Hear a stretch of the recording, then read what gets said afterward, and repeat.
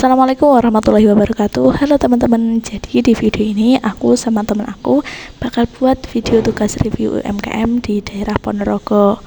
Nah, saksikan video reviewnya nanti ya. Sebelum aku review ke UMKM yang bakal aku tuju, aku bakal keliling-keliling dulu di daerah sini. Nah, ini tepatnya berada di Jalan Suromanggolo, Jalan Baru Ponorogo, atau biasa disebut dengan Dalan Anyar. Nah, ini terpantau banyak sekali UMKM yang sudah berjajaran dan sangat ramai sekali ya.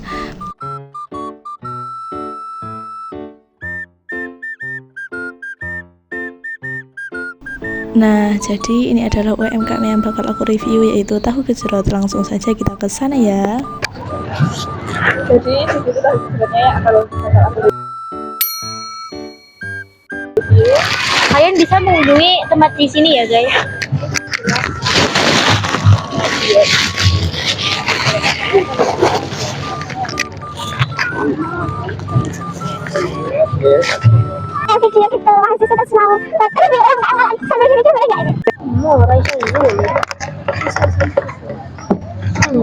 Bahan-bahannya apa aja mas?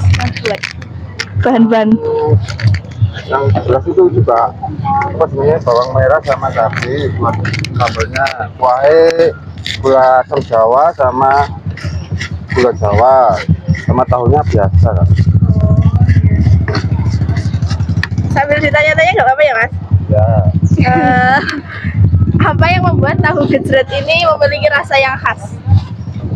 ya mungkin ya kuahnya itu kan Oh kuahnya. beda, Kalau boleh tahu kuahnya itu dari apa mas? asam Jawa sama gula Jawa. Gitu.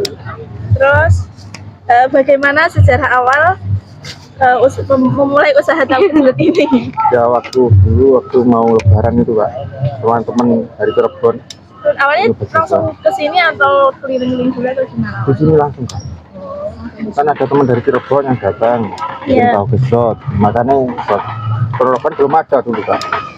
Pertama kali buka kan aku di Ponorogo. Terus Tahu gejrot terinspirasi dari mana membuat tahu gejrot itu? Atau dari temennya tadi? dari temennya tadi Oh, ya. dari temennya tadi. Ya masukan dari temen lah. Soalnya di sini kan belum ada. Ini ya mas, anunya kuahnya. Ada cabang-cabang gitu nggak? Belum ada Kak. Ada rencana ingin membuka cabang di mana gitu? Ya pastinya ada sih. Cuma lihat pasarnya di Ponorogo nanti. Sebenarnya saya sudah berapa kali loh kesini, paling masih nggak apa sih. Ya. Makanya saya milih tahu gejrotnya mas ya, ini buat Banyak ya konsumennya. Terus ada varian lain nggak tahu gejrot ini atau membuat varian-varian lain? Ada. Nggak ada ya, udah Tahu saat gejrot ini. Oh ya. Yang satunya itu tahu Bali itu bukan tahu gejrot. Tahu gejrot kayak gini semua. Tahu loh ya. Iya, iya. Masnya asal mana kalau boleh tahu? Malah ke kota, Taman Kota. Asli ya? Asli. Iya mas. Terima kasih mas. Terima kasih, dadah. Nah, ini aku udah selesai review dan mau makan-makan dulu sama temanku. Nah, ini adalah tampilan dari tahu gejrot yang udah di review tadi. Kalau menurutku rasa tahu gejrot ini tahunya biasa aja seperti tahu pada umumnya, dan yang menjadi ciri khas dari tahu gejrot ini adalah kuahnya yang berasal dari gula Jawa dan asam Jawa, kayak yang dibilang mas-masnya tadi.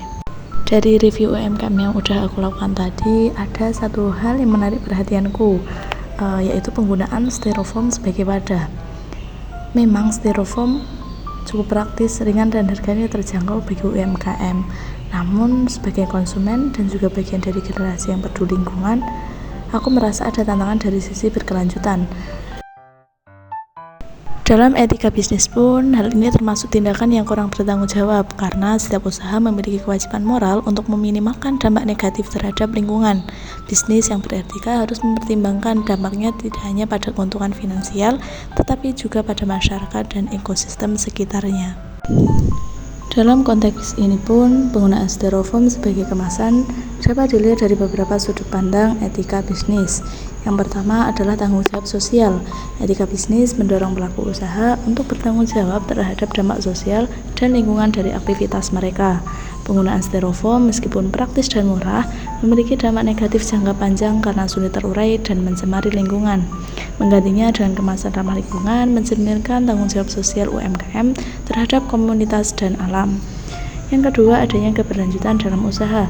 Bisnis yang etis memprioritaskan keberlanjutan agar tidak merusak sumber daya untuk generasi mendatang.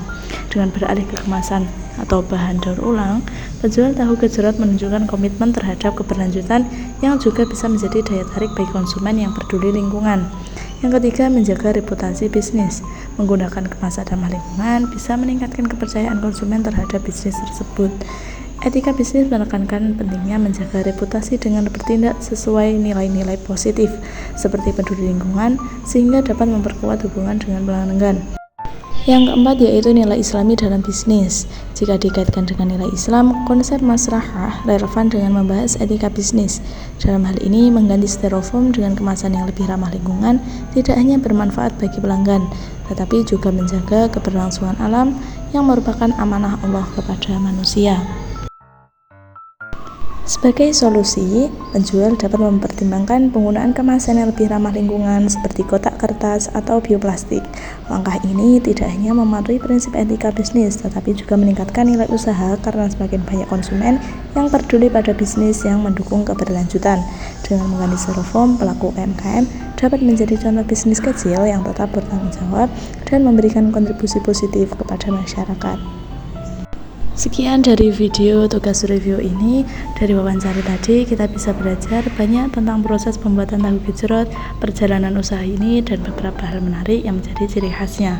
Namun kita juga membahas pentingnya inovasi termasuk dalam hal kemasan yang lebih ramah lingkungan demi mendukung keberlanjutan dan etika bisnis. Jangan lupa dukung terus UMKM lokal dengan membeli produk mereka.